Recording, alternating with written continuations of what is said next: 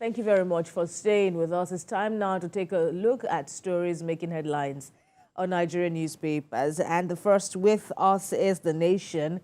Of course, many of the papers are looking at the fallout of the nationwide strike embarked upon by the organized labor yesterday. The Nation reports the biggest story that is on the paper is Oshiomhole, former NLC president, former Edo State governor, to Ajaero, Osifo, who are the current leaders of the NLC TUC. Well, Oshiomhole tells them the strike is misplaced priority. And some more riders there, full partial compliance in states. As Konwa opts out, affiliate unions join. Other stories on the front page of The Nation. Nigeria, others get $50 billion IDB support.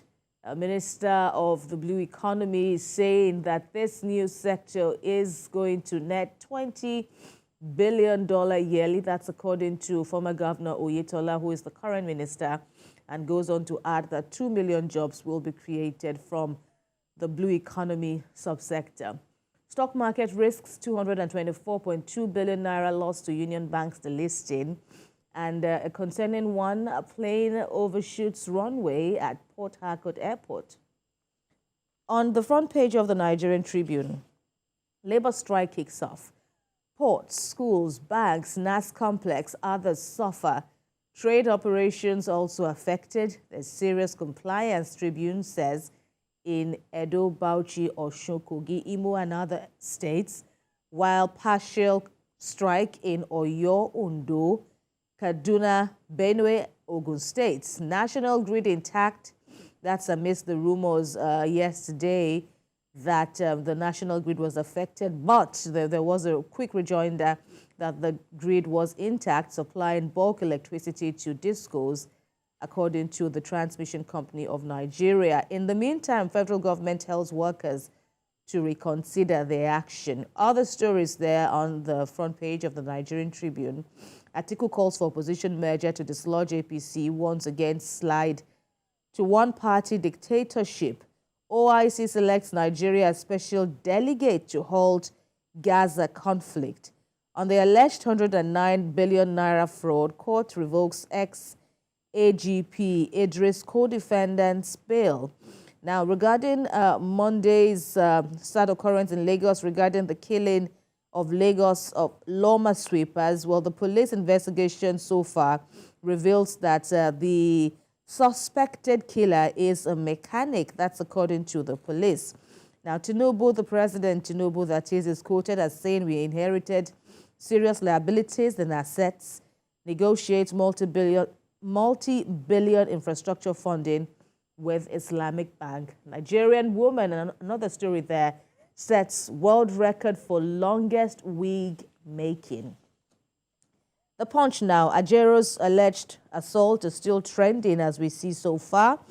FG knocks labor. Strike records partial compliance. Tinubu not behind attack on Ajaero. Escalating strike nationwide. Unreasonable. That's from the Office of the Attorney General of the Federation. Lagos, Rivers, Kwara, Bauchi workers shun labor. Kano, Edo, Delta, Akwa Ibom, others comply, and there are picture stories there about how it panned out in major cities in the country, especially at the National Assembly and the Tin Can Port here in Lagos, both shut down. 35 million naira needed to return body of Nigerian student. Sacked agencies members sue Adeleke, governor of Osun State, demand 2 billion naira. Elections over, reform economy now. NPAN tells Tinubu, and Atiku canvasses merger to oust APC. On Daily Independent, labor shuts down compound risks. Labor shutdowns compound risks for Nigeria's economy. Banks, NAS, ports, schools, government offices, hospitals shut. Labor rights, civil opposition under siege. That's a lamentation, so to speak, by CSOs. And NLC TUC insists we didn't disobey court order on strike. But, of course, there are opponents to the strike, especially from the quarters of a former NLC president who says the strike is misplaced. Oshiomhole, that is, says the strike is misplaced. On the Kogi elections, INEC debunks alleged manipulation of accreditation data on IREV as APC thanks electorate, condemns alleged opposition crime against democracy. Climate change is real threat to our existence. That's from Kashim Shettima, Nigeria's vice president, as Presidential Committee on Flood submits report. All right, next is the leadership newspaper. Poor services, it says, just below the masthead as 2.5 million mobile subscribers swap SIMs. Now, CBN Ways and Means fueled inflation weakened Naira. Former CBN Governor Lamido Sanusi. And regarding disobedience of court order, allegedly or otherwise, CSO's lawyers call for labor leaders' arrest, court order, and affront on workers' rights. This is according to union leaders, just as strike set to ground Nigeria. Electricity workers join action today. And Ajaero holds 4 national as well as warning strikes in 9 months. Again, court stops Ajaero from parading self as PDP scribe. Remi Tinubu, Nigeria's First Lady, donates 427 million naira to more than 1,700 widows as well as orphans. Also, 20 million Nigerians in the diaspora remit $24 billion yearly, and petrol queues return to Abuja as price disparity heightens. Also, ahead of Diabetes Day, 6 million Nigerians are diabetic.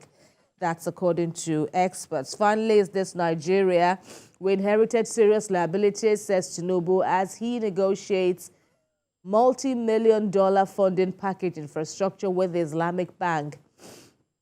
Labor strike cripples activities in banks as well as the National Assembly and other government offices as TCN denies shutting down national grid.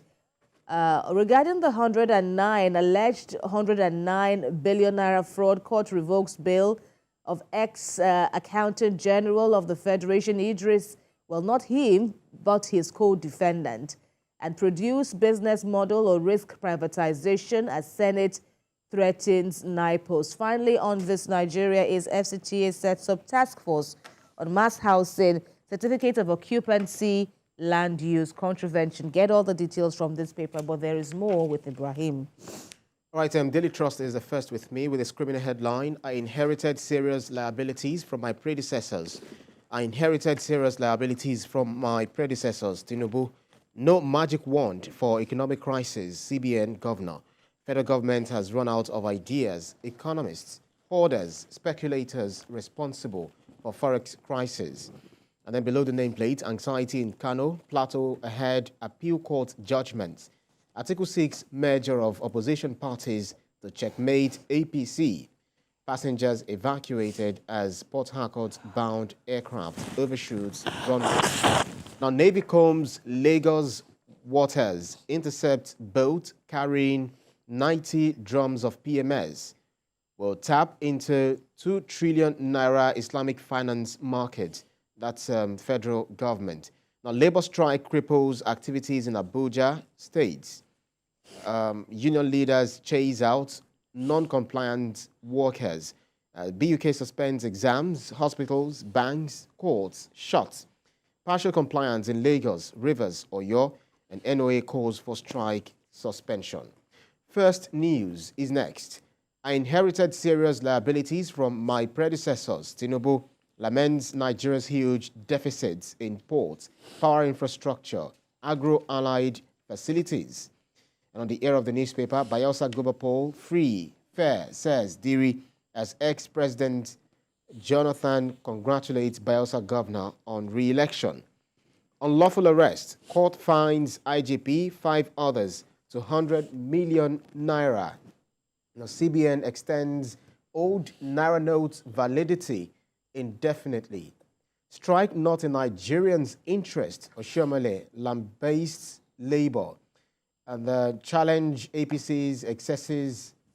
Article tells opposition parties. Oil bank electricity workers join national strike. And strike workers defy labor. Workers defy labor in Bauchi, comply partially in Kano. That's it. Labor strike, nationwide blackout as TCN shuts down national grid. That's about it for the first newspaper. Salient Times is next. We inherited serious liabilities. That's Tinubu negotiates multi-million-dollar funding package infrastructure with Islamic Bank. Now we can see the picture of at the entrance of the National Assembly Complex, Abuja, which was locked as a result of the nationwide strike embarked upon by the Nigerian Labour Congress and Trade Union Congress yesterday.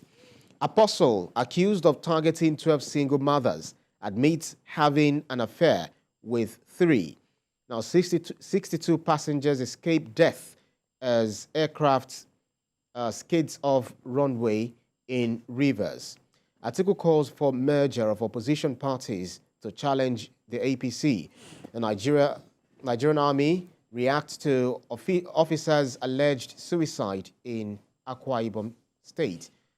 Old Naira notes remain legal tender indefinitely, says CBN. Police arrest man with gun, 25 live cartridges in Lagos.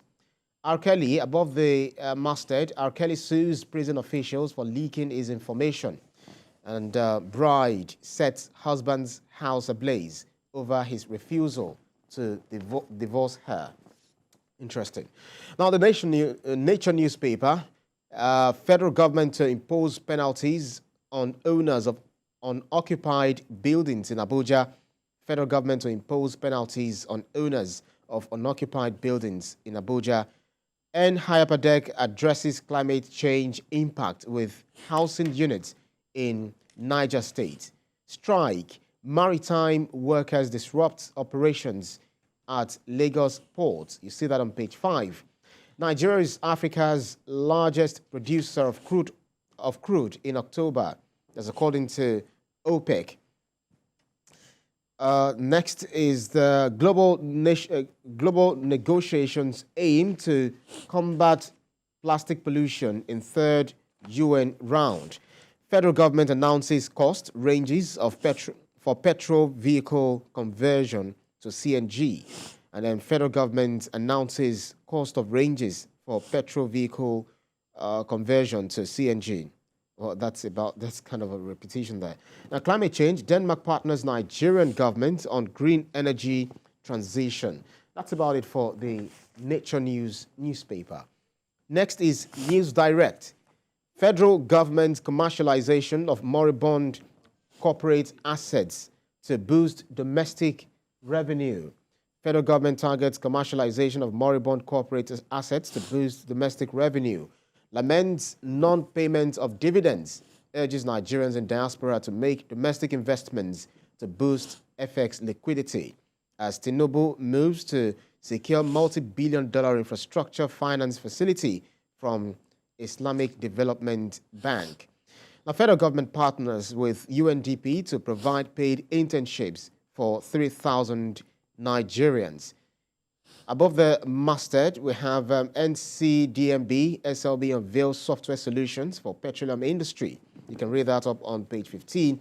Media proprietors call on federal government to review policies on newspaper industry. And 3.44 trillion naira raised through bonds, commercial papers in 2 years. AIHN. That's about it for the Nigerian News Direct. Now, the Guardian newspaper is next.